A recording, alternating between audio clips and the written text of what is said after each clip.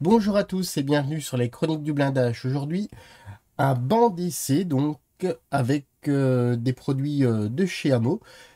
C'est une nouvelle gamme, ils ont appelé ça Vignette. Donc on va voir tout de suite. Hop là, voilà.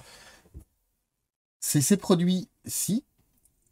Ces produits en fait existaient déjà sous un autre format. Maintenant, je ne sais pas si toutes les teintes sont exactement les mêmes. Mais déjà, à première vue, il y a quelques teintes en fait assez semblables. Alors ils ont appelé ça vignette. En fait, le pot est tout simplement un peu plus petit. Et en même temps, je trouvais ça quand même bien de vous faire découvrir si certaines personnes ne connaissaient pas ces produits texturants. Donc dédiés spécialement au diorama ou dans ce cas-ci, en fait, vignette. Alors, le pot dit vignette est un peu plus petit que l'autre. Donc il fait 100 ml. Moi personnellement, je trouve que c'est beaucoup mieux. Dans le sens où l'autre pot était quand même relativement gros.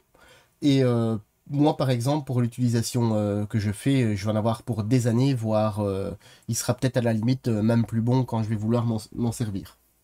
Donc ça c'était le premier, la première petite remarque. Alors comme je disais, c'est des produits texturants. Ils servent, ils ont une accroche principalement sur tout. Ici, j'ai fait un petit essai en fait pour vous montrer. Alors, j'ai pris une carte plastique tout simplement. Je ne l'ai pas poncé ni rien du tout. Et en fait, j'ai placé donc toutes les références disponibles dans la gamme. Donc, on a par exemple ici donc une terre légère, un muddy ground.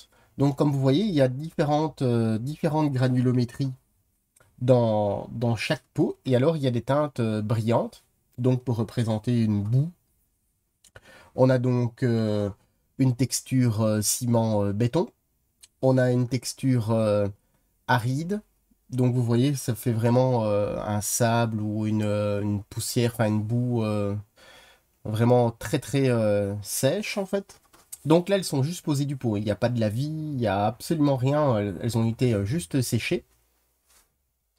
Ici, donc, on a une terre séchée. Ici, on a une couleur dédiée au terrain vietnamien. Donc, c'est pas mal pour les gens qui font du Vietnam. Cette terre typiquement rougeâtre. On a un asphalte. On a un dark mud. Ici, même chose, hein, il est brillant. On a un sand ground. Donc, plus vers, je dirais, sable. Hein, vraiment pour faire une texture de sable.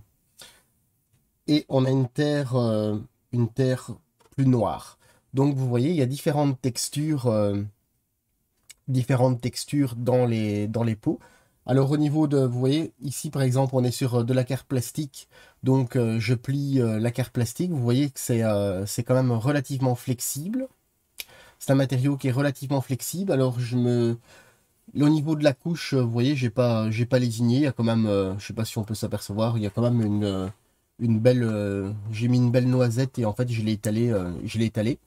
Au niveau du séchage, on est à plus ou moins 24 heures de séchage. Et là, on a vraiment en fait une base vraiment très très dure, hein. Vous voyez, ici, il y a par exemple une petite crolle. J'appuie dessus, c'est vraiment excessivement dur. Et pourtant, ça reste relativement flexible. Alors, on peut la disposer en fait sur tous les supports. Comme vous voyez ici, c'est sur du plastique. Autrement, sur de la frigolite, ça fonctionne. Sur de l'expansé. Voilà, c'est vraiment... c'est un produit qui est donc acrylique, donc qui se nettoie avec de l'eau. Donc à ce niveau-là, il n'y a aucun souci. Il n'y a aucune odeur. Et après, vous pouvez donc appliquer différents lavis et autres pour arriver, je veux dire, à la teinte désirée. Alors, on va faire, ici, j'ai préparé un petit disque comme ça de, de carte plastique.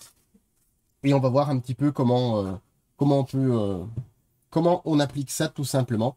Alors, personnellement, je n'avais pas de, comment dire, je ne fais pas spécialement de diorama.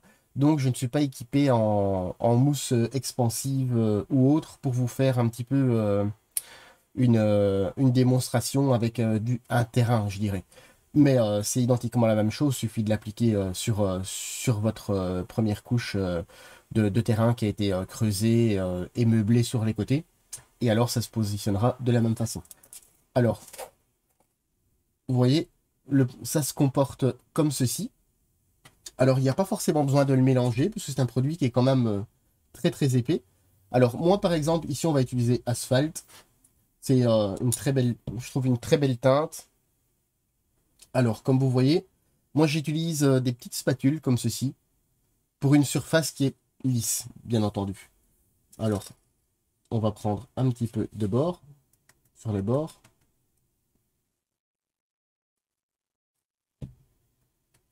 Alors, le rendement est quand même relativement important, du fait qu'au niveau, comment dire, on ne doit pas forcément mettre une très grosse couche, hein. Et alors, ça s'étale vraiment très très bien.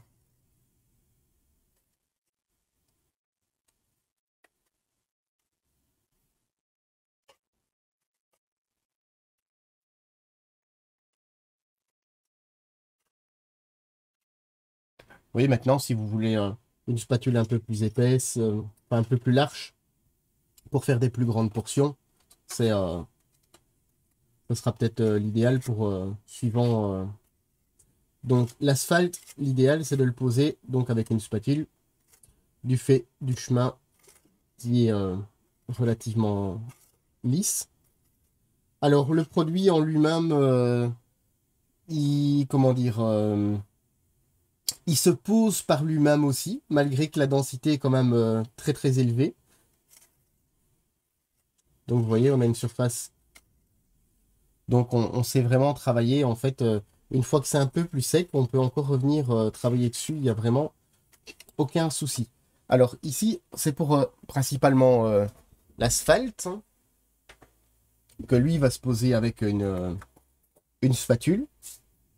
Et par exemple, on va prendre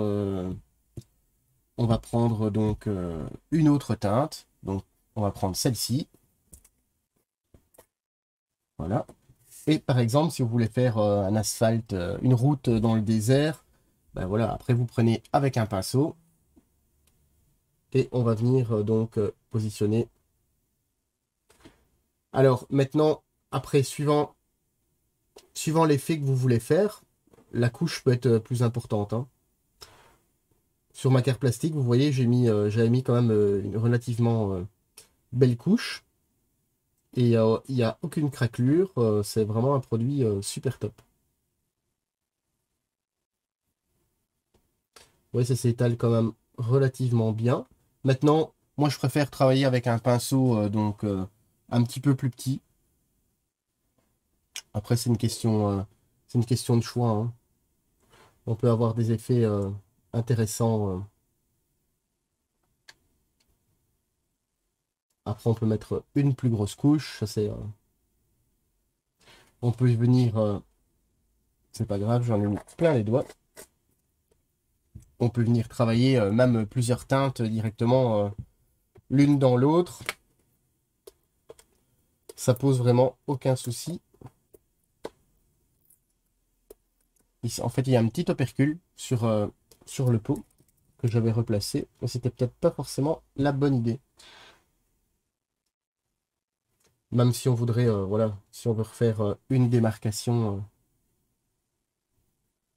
ou même mélanger les teintes, hein. En fait, les teintes sont, c'est envisageable de pouvoir les mélanger.